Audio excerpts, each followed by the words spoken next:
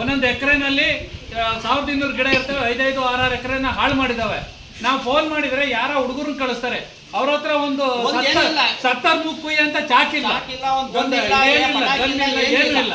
ಅವ್ರು ಏನ್ ಮಾಡ್ತಾರೆ, ಇವ್ರು ಏನು ಕೇಳಿದ್ರೆ ಅವ್ರಿಗೆ ಹೇಳ್ತಾರೆ, ಇವ್ರಿಗೆ ಹೇಳ್ತಾರೆ ಅಂತಾರೆ. ಇವ್ರು ಮಾಡ್ಬೋದು, ಇವ್ರು ಕೇಳ್ಬಿಟ್ರೆ ಏನು ಹೇಳಲ್ಲ. ನಾವು ಹೈಯರ್ ಆಫೀಸರ್ಗೆ ಇದ್ದಾರೆ, ನಾವು ಬೆಳಗಿಂದ ಹೈಯರ್ ಆಫೀಸರ್ಗೆ ಫೋನ್ ಮಾಡ್ತಿದ್ದೀವಿ, ನಾವು ಬಿಸಿ ಇದ್ದೀನಿ ಸರ್. ಇಡೀ ಡಿಸ್ಟಿಕ್ಕಲ್ಲಿ 50 ಆನೆ ಬಿದ್ದಿದ್ದಾವೆ ಅಂದ್ರೆ 50 ಆನೆ ನೋಡೋ ಅಂತ ಜವಾಬ್ದಾರಿ ಇಲ್ಲ ಇವರಿಗೆ. ಊರ್ನ ಹಾಳು ಮಾಡ್ತಾ ಇದೆ. ಯಾವ್ದು ಬೇಡ ಸರ್, ನಡ್ತಾ ಇರೋದು 30 ಆನೆ ಬಂದು ವಾರ ಆಯ್ತು. 30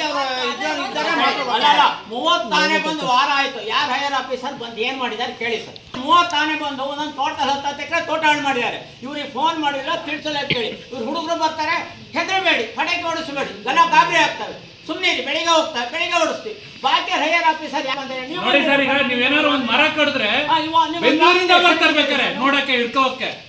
ಜನ ಸಾಯ್ತಿದ್ದಾರೆ, ಇವ್ರಿಗೆ ಜನ ಸತ್ತಿದ್ರೆ ಯಾರು ಬರಲ್ಲ. ಇನ್ನೊಂದು ಹೇಳ್ಬೇಕಾದ್ರೆ ಬಂದಿಲ್ಲ ಕಾಂಪನ್ಸೇಷನ್ಗೆ, ಹೋಗಲ್ಲ ಕಾಂಪನ್ ಅಂತ ಅವ್ನಿಗೆ ಬಂದಿಲ್ಲ, ಅವ್ನಿಗೆ ಗೊತ್ತಿರ್ಲಿಲ್ಲ. ಅವ್ನು ಯಾಕೆ ಹೋಗಲ್ಲ ಅಂತಂದ್ರೆ ಹೋದಷ್ಟೇ ನನಗೇನು ಸಿಕ್ಕಿಲ್ಲ, ಆನೆ ಇದಾವೆ, 35ರಿಂದ 40 ಆನೆ ಇದಾವೆ. ಒಂದೊಂದು ಎಕರೆನಲ್ಲಿ 1200 ಗಿಡ ಇರ್ತವೆ, 5-5, 6-6 ಎಕರೆನ ಹಾಳು ಮಾಡಿದಾವೆ. ನಾವು ಫೋನ್ ಮಾಡಿದ್ರೆ ಯಾರೋ ಹುಡುಗರನ್ನ ಕಳಿಸ್ತಾರೆ, ಅವ್ರ ಹತ್ರ ಒಂದು 70 ಮುಕ್ಕುಯಿ ಅಂತ ಚಾಕಿಲ್ಲ, ಏನು ಇಲ್ಲ. ಅವ್ರು ಏನ್ ಮಾಡ್ತಾರೆ, ಇವ್ರು ಏನು ಕೇಳಿದ್ರೆ ಅವ್ರಿಗೆ ಹೇಳ್ತಾರೆ, ಇವ್ರಿಗೆ ಹೇಳ್ತಾರೆ ಅಂತಾರೆ.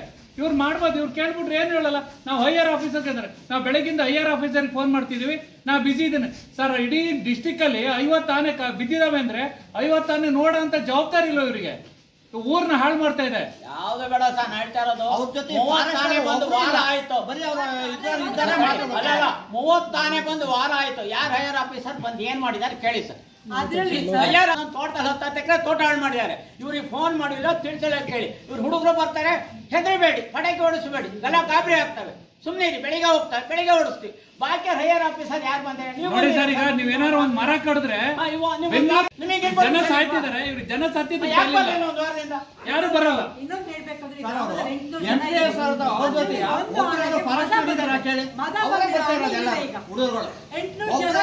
ಜೀವಕ್ಕೆ ಬೆಲೆ ಇರುವಾಗ ಹೋಗ್ಬಿಡಿ, ಮದ ಬಂದಿದೆ ಅಂತಾರೆ, ಮತ್ತೆ ಏನ್ ಮಾಡ್ಬೇಕು? 30 ಆನೆ ಪಕ್ಕ ಪಕ್ಕ ಎಲ್ಲ ಬಂದು ತೋಟದಲ್ಲಿ ನೋಡಿ ಬನ್ನಿ, ಓಡಿಸ್ತೀವಿ ಅಂತ ನೋಡಿ. ಬೆಳಗ್ಗೆ ಒಬ್ಬ ತೋಟಕ್ಕೆ ಹೋಗಿದ್ದಾನೆ, ಬಿದ್ದು ಎಲ್ಲ ಏಟ್ ಮಾಡ್ಕೊಂಡ್ ಬಂದು ಈಗೆಲ್ಲ ಒಂದು ಬೆಸ್ಗೆ ಬಂದು ದೊಡ್ಡ ಆನೆ ಅದು. ಇನ್ನು 30 ಆನೆ ಇದೆ ನೋಡಿ. ಈಗ ನೋಡಿ ಸರ್, ಅವ್ರ ಪ್ರಾಬ್ಲಮ್ ಕೇಳಿ, ಅವ್ರದ್ದೇನ್ ಕತೆ ಕೇಳಿ ಅವ್ರದ್ದು.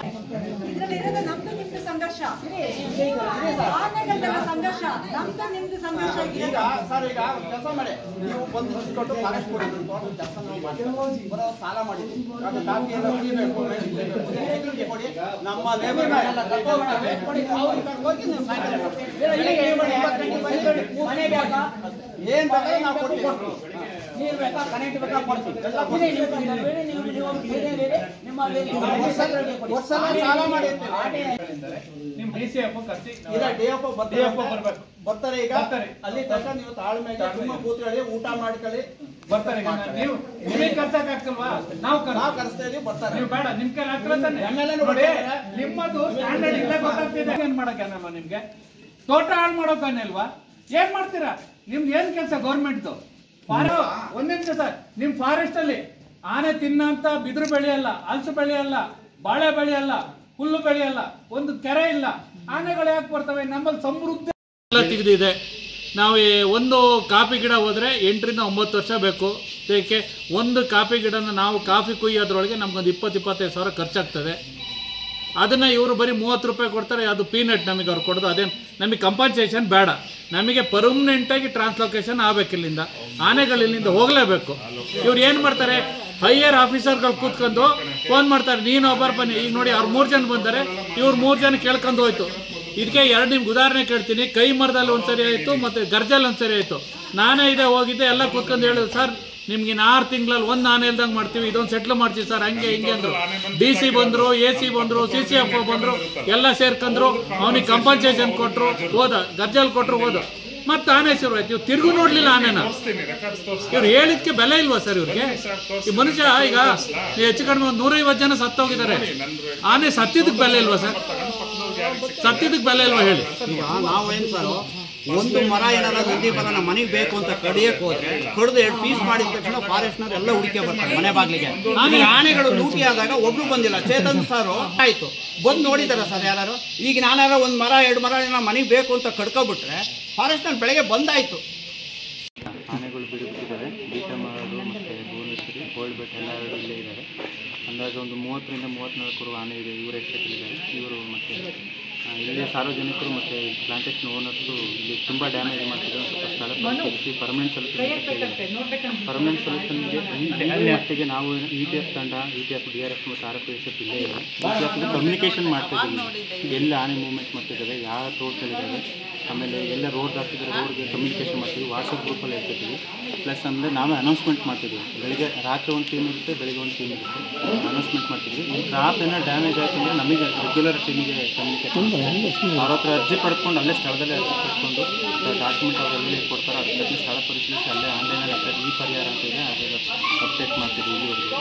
ಅದಾದಮೇಲೆ ಯಾರೇ ಒಂದು ಸ್ವಲ್ಪ ಆನೆಗಳು ಮನೆ ಹತ್ರಕ್ಕೆ ಬಂದರೆ ಅಥವಾ ರೋಡಲ್ಲಿ ಪಾಸ್ ಆಗ್ತಿದೆ, ಟೌನ್ ಹತ್ರ ಬಂದರೆ ಮನೆ ಹತ್ರ ಬಂದಾಗ ಬಂದು ಹೊಡೆದು ಅಲ್ಲ ಏನು ಮಾಡಿಲ್ಲ, ಸುಮ್ಮನೆ ತೋರಿಸ್ತಾರೆ. ಸೊಲ್ಯೂಷನ್ ಅಂತಂದರೆ ನಾವು ಕಮ್ಯುನಿಕೇಷನ್ ಮಾಡಿ ಹಿರಿಯ ಅಧಿಕಾರಿಗಳಿಗೆ ಪರ್ಮಿಷನ್ ಲಾಸ್ಟ್ ಟೈಮ್ ನವಂಬರಲ್ಲೇ ಪರ್ಮಿಷನ್ ಆಗಿತ್ತು. ಆರನೇ 4-5 ಆನೆ ಹಿಡಿದಿದ್ದೀವಿ. ಒಂದು ಮಕ್ಕನೇ ಒಂದು ಪರ್ಮಿಷನ್ ಆಗಿದೆ, ಒಂದು 2 ಪರ್ಮಿಷನ್ ಕೇಳಿದ್ರೆ ಪರ್ಮಿಷನ್ ಅಸೆಸ್ ಮಾಡಬೇಕು. ಎಷ್ಟು ಗಂಟೆಗೆ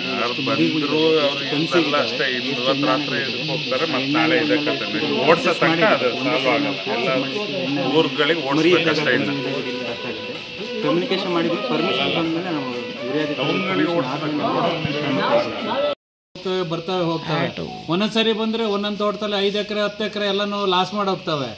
ಲಾಸ್ ಮಾಡಿದ್ರೆ ಅವ್ರು ಎಲ್ಲ ಹೋಗ್ಬೇಕು. ಆಮೇಲೆ ಬೆಳಿಗ್ಗೆ ಎದ್ದು 6 ಗಂಟೆಗೆ ನಾವು ಓಡಾಡೋಂಗಿಲ್ಲ, ರಾತ್ರಿ 6 ಗಂಟೆಗೆ ಓಡಾಡೋಂಗಿಲ್ಲ. ಇಲ್ಲಿ ಸ್ಕೂಲ್ ಮಕ್ಕಳು ಹೋಗ್ಬೇಕು, ಎಲ್ಲರೂ ಓಡಾಡಬೇಕು. ಎಲ್ಲರೂ ಏನು ಮಾಡಬೇಕು? ಇವ್ರು ಕಾಂಪನ್ಸೇಷನ್ ಅಷ್ಟು ಇಷ್ಟು ಅಂತಾರೆ, 30 ರೂಪಾಯಿ ಕೊಡ್ತಾರೆ. ನಾವಿಲ್ಲಿ ಕಾಂಪನ್ಸೇಷನ್ ಬೇಕಾಗಿಲ್ಲ, ನಮಗೆ ಪರ್ಮನೆಂಟಾಗಿ ಫಿಕ್ಸ್ ಆಗಬೇಕು. ಇಲ್ಲಿಂದ ಆನೆ ಟ್ರಾನ್ಸ್ಲೊಕೇಶನ್ ಆಗಬೇಕು. ಏನು ಮಾಡಬೇಕು? ಇಡೀ ಫಾರೆಸ್ಟ್ಗೆಲ್ಲವ ಇದನ್ನ ರೈಲ್ವೆ ಬ್ಯಾರಿಕೇಡ್ ಹಾಕಿ ಬ್ಯಾರಿಕೇಡ್ ಕ್ಲೋಸ್ ಮಾಡಬೇಕು. ಇಲ್ಲ ಅಂತಂದರೆ ಇಡೀ ನಮ್ಮ ತೋಟಗಳಿಗೆಲ್ಲವ ಇದನ್ನ ಎಲೆಕ್ಟ್ರಿಕ್ ಫೆನ್ಸ್ ಮಾಡಲ್ಲ, ಇದು ಸೋಲಾರ್ ಫೆನ್ಸ್ ಮಾಡಿಕೊಡ್ಬೇಕು. ಇದು ಅವ್ರ ಜವಾಬ್ದಾರಿ. ಆಮೇಲೆ ಇವರು ಫಾರೆಸ್ಟ್ ಅಂತಾರೆ ಸರ್.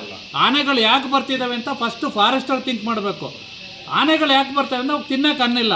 ನೀವು ಯಾವುದೇ ಫಾರೆಸ್ಟ್ಗೆ ಹೋಗಿ ಬೀಟೆ ಮರ, ನಂದಿ ಮರ, ತ್ಯಾಗದ ಮರ, ನೀಲಗಿರಿ ಮರ ಬೆಳೆದಿದ್ದಾರೆ, ಸೀಮೆಸೆಗೆ ಬೆಳೆದಿದ್ದಾರೆ. ಆ್ಯಕ್ಚುಲಿ ಆನೆ ಇರಬೇಕು ಅಂತಂದರೆ ಅದರಲ್ಲಿ ನೇಪಿಯರ್ ಹುಲ್ಲಿರಬೇಕು, ಬಿದಿರಿ ಇರಬೇಕು, ಹಲ್ಸ್ ಇರಬೇಕು, ತಿನ್ನಂತ ಸೊಪ್ಪಿನ ಮರಗಳು ಎಲ್ಲ ಅವು ಕೆರೆಗಳು ಬೇಕು. ನೀವು ಇಡೀ ಯಾವುದೇ ಫಾರೆಸ್ಟ್ ಅಲ್ಲಿ ತಿರುಗ್ರಿ, ನೀವು ಏನೇ ಮಾಡಿದ್ರು ಅಲ್ಲೊಂದು 10-20 ಕೆರೆ ಇಲ್ಲ. ನಮ್ಮ ಪ್ಲಾಂಟೇಶನ್ಗೆ ಆನೆ ಯಾಕೆ ಬರ್ತವೆ? ಒಂದು ಫುಡ್ ಸಿಗುತ್ತೆ. ನಮ್ಮ ಇಡೀ 3 ಡಿಸ್ಟಿಕಲ್ಲಿ ಪ್ಲಾಂಟೇಶನಲ್ಲೂ 75,000 ಕೆರೆಗಳಿದ್ದಾವೆ. ನಿಮಗೆ ವಿತ್ ರೆಕಾರ್ಡ್ ಕೊಡ್ತೀವಿ ನಾವು. ಇವ್ರು ಯಾಕೆ ಅಲ್ಲಿ ಫಾರೆಸ್ಟಲ್ಲಿ ಕೆರೆ ಮಾಡ್ತಿಲ್ಲ? ಅವು ಆನೆಗಳಿಗೆ ಅವಕ್ಕೆ ಫುಡ್ಗೆ ಒದಗಿಸ್ತಿಲ್ಲ. ಕೆರೆ ಮತ್ತೆ ಫುಡ್ ಮಾಡಿ ಸುತ್ತ ಬ್ಯಾರಿಕೇಡ್ ಹಾಕಿದ್ರೆ ಯಾವೂ ಬರೋದಿಲ್ಲ ಆನೆಗಳು. 35-40 ಇದೆ. ಈಗ ಹೆಚ್ಚು ಕಡಿಮೆ ಒಂದು 40-50 ಎಕರೆ ತೋಟ ಫುಲ್ ಅಗಡೆ ತೆಗೆದಿದ್ದಾವೆ. ಬೇಕಾದ್ರೆ ನಿಮಗೆ ಅಲ್ಲಿ ತೋಟಕ್ಕೂ ಕರ್ಕೋಗಿ ತೋರಿಸ್ತೀವಿ ಏನ್ ಮಾಡಿದಾವೆ ಅಂತ ತೋರಿಸ್ತೀವಿ. ಈಗ ನಾವು ಸುಳ್ಳು ಹೇಳ್ಬಂದ್ರೆ ಅಲ್ಲೋಗಿ ನೋಡಿ. ಈಗ ಅವ್ರು ಏನಾಗುತ್ತೆ ಗೊತ್ತಾ ಸರ್, ನೀವೇನಾರು ಒಂದು ಮರ ಕಡಿರಿ, ವಿತಿನ್ ಮಿನಿಟ್ ಇಲ್ಲಿಗೆ ಬರ್ತಾರೆ ನೋಡಿ. ಅವ್ರ ತೋಟ 10 ಎಕರೆ ಫುಲ್ ಅಗಡೆ ತೆಗೆದಿದ್ದಾರೆ. ಹೇಳಾಯ್ತು ಇವತ್ತವರೆಗೂ ಅವ್ರ ತೋಟ ಚೇತನ ಸುರ್ಕೊಡು, ಅವ್ರ ತೋಟಕ್ಕೆ ಬಂದು ನೋಡಿಲ್ಲ. ಇವ್ರದ್ದು ಏನು ಕೆಲಸ ಸರ್? ಫಾರೆಸ್ಟರ್ ಅಂದರೆ ಬಂದು ನೋಡ್ಬೇಕು. ಇವ್ರು ಬರೀ ಬಂದು ಮರ ಕಡ್ದಿದ್ದು ನೋಡೋದಲ್ಲ, ಇದನ್ನ ನೋಡೋದಲ್ಲ. ಆನೆನೂ ಅವ್ರದೇ ಜವಾಬ್ದಾರಿ. ಈಗ ಆನೆ ಅವ್ರ ಫ್ಯಾಮಿಲಿ ಅಂದ್ಮೇಲೆ ಅವ್ರು ಸಾಕಬೇಕು. ಯಾಕೆ ಎಲ್ಲಿಗೆ ಬಿಡಬೇಕು?